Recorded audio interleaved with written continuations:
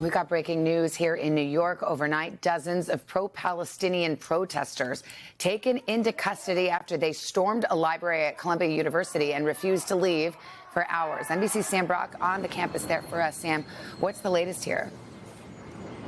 Sure, Savannah. So obviously this incident bore eerie hallmarks to a disruption on Columbia University's campus just last spring, with dozens of pro-Palestinian demonstrators forcing their way, Savannah, into a private building. In this case, it was Butler Library. They were confronting and surging past public safety officers, according to the university, refusing to show their identification, refusing, Savannah, to leave when asked. That's when Columbia said, frankly, it had no choice but to reach out to the NYPD. They tell us overnight they took in 80 people into custody. You'll see in this video they're wearing zip ties, many of them sporting masks and headscarves to try to conceal their identity. We don't, Savannah, know the status this morning of how many of them actually received summons or charges. But in the course of this clash, Columbia University says 2 public safety officers sustained injuries during a crowd surge. Columbia is calling the actions, which included some vandalism, outrageous, and says that disruptions to the school, especially right now during finals, and acts of anti-Semitism and discrimination and hatred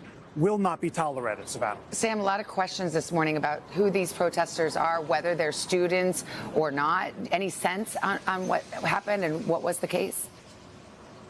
So in their statement, Columbia University said that a significant portion of those that were demonstrating, they believe, have no affiliation with the university whatsoever. That's one of the reasons they chose to call NYPD in the first place, to try to stabilize the situation. As far as the administration's response in all this, Secretary of State Marco Rubio posting on X late last night that they are looking right now into the visa status of these students and the vandals, in their words, who took over Columbia University's library. And of course, all of this with the backdrop that the Trump administration right now trying to block hundreds of millions of dollars in federal grants to universities, including Columbia, based on the university's response previously to incidents of anti-Semitism.